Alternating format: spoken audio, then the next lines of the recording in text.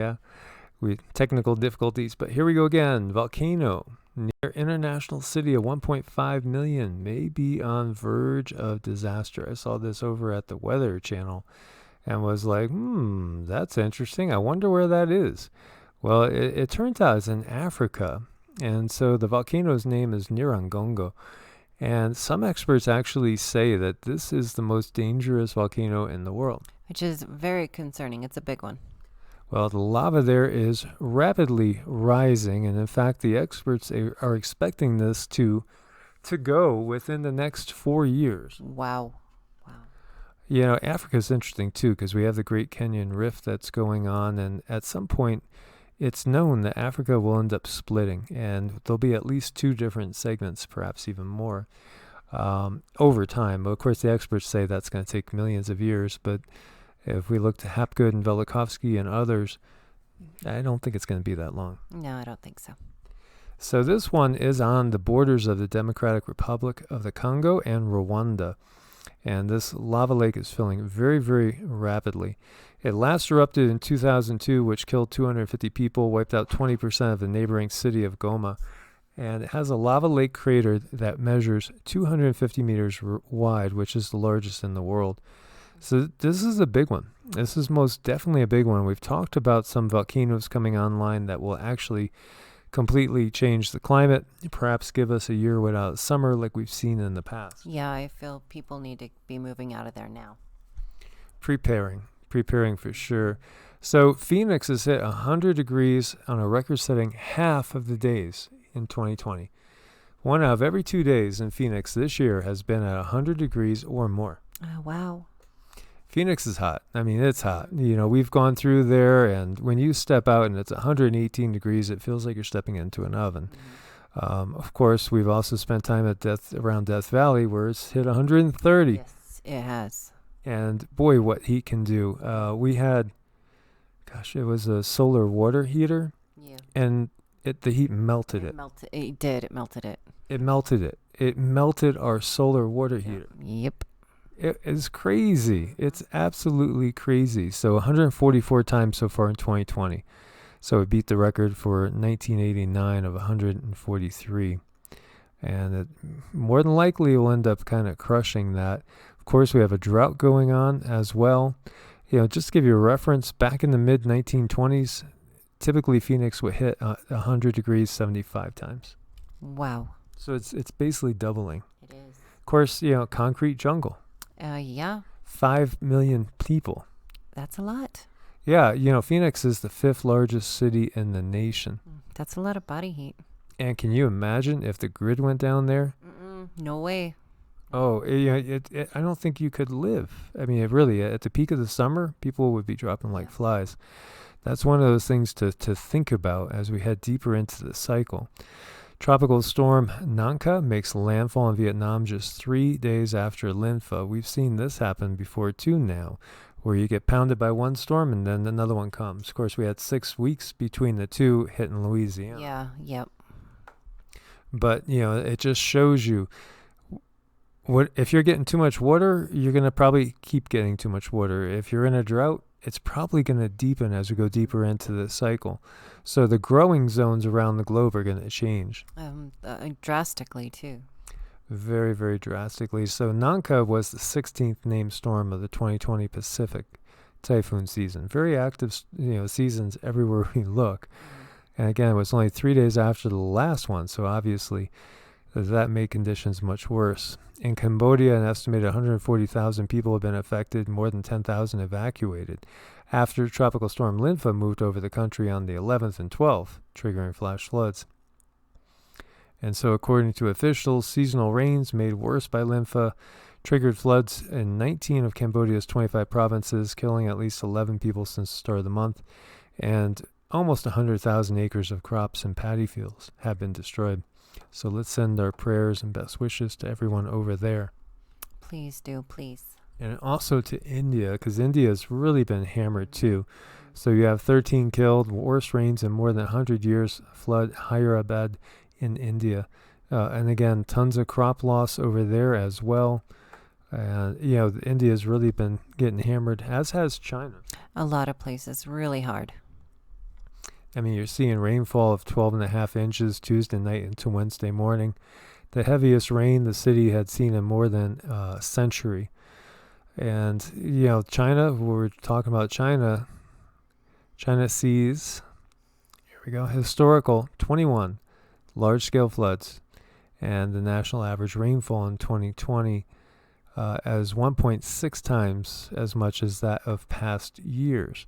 And of course, we wonder about weather wars, because weather warfare is real. Weather modification is real. Geoengineering is real. I feel like this is a year of such extremes. It sure is. It sure is. That's what we are seeing. And, talking about extremes, let's just jump up here real quick.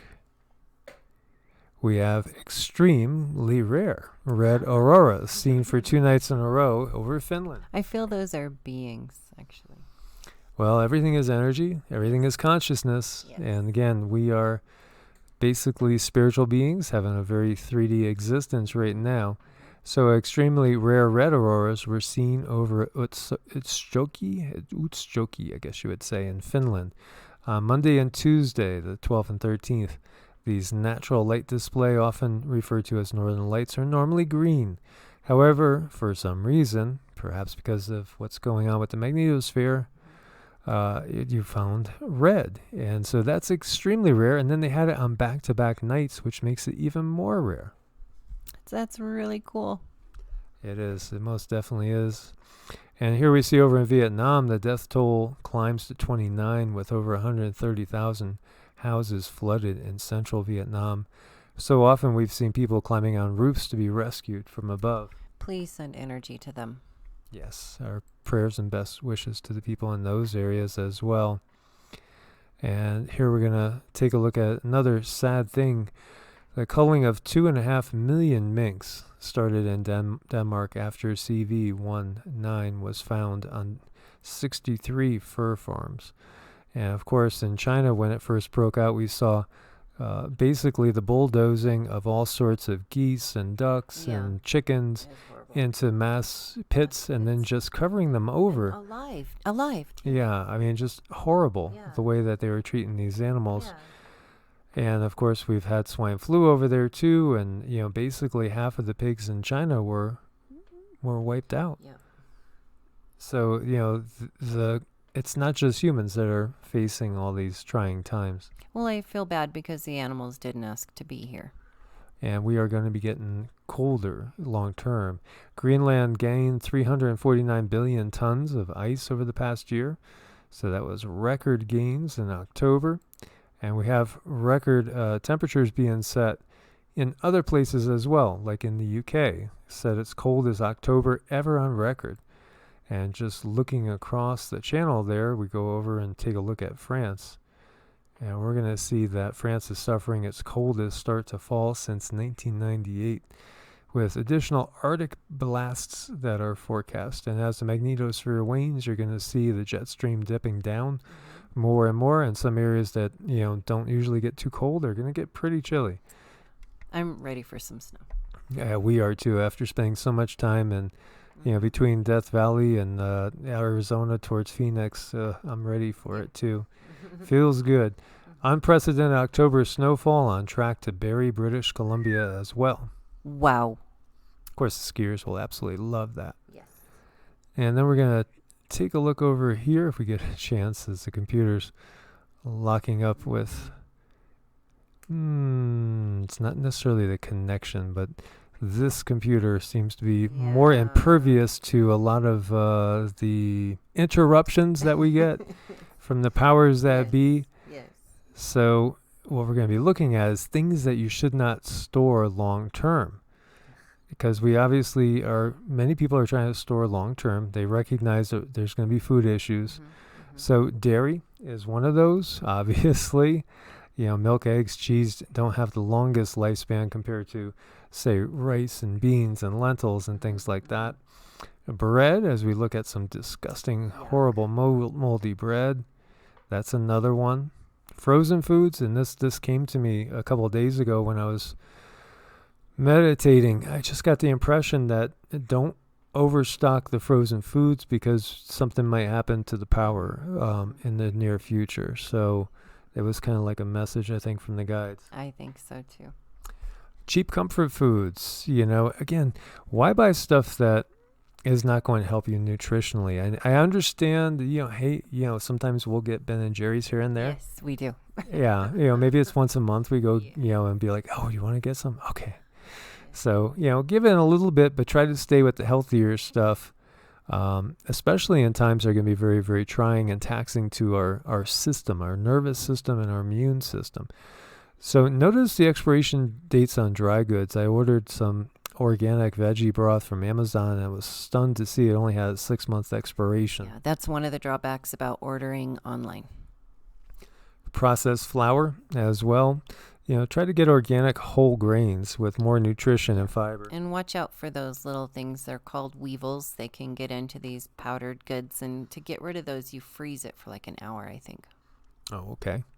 Processed oats, go with steel cut or whole as well. And obviously fresh produce. Some things will store well in a root cellar, and many people are building root cellars again. That's something that's coming back from the past.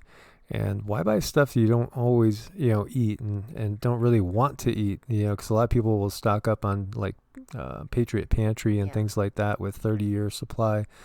And I can understand that. But at the same time, look at the labels, because a lot of times when you look at it, it's like number one ingredient, sugar or high fructose corn syrup. It's like, that's not going to do you any favors long term. And flavored drinks, good clean water is great. Think about nutrition. We don't take in any sugar, period. The only time I'll use sweeteners is making like some fresh bread, because you're going to have to activate the yeast. Otherwise, we really don't add anything to sweeten anything. That's just kind of how our taste buds are. Yeah, and you adapt to it. So, guys, thank you for your support on Ko-Fi and Patreon. We can't do it without you guys. Stay prepared out there. Send your prayers to everyone who's suffering through these times with these earth changes. Yes, please do. God bless and namaste. God bless and namaste.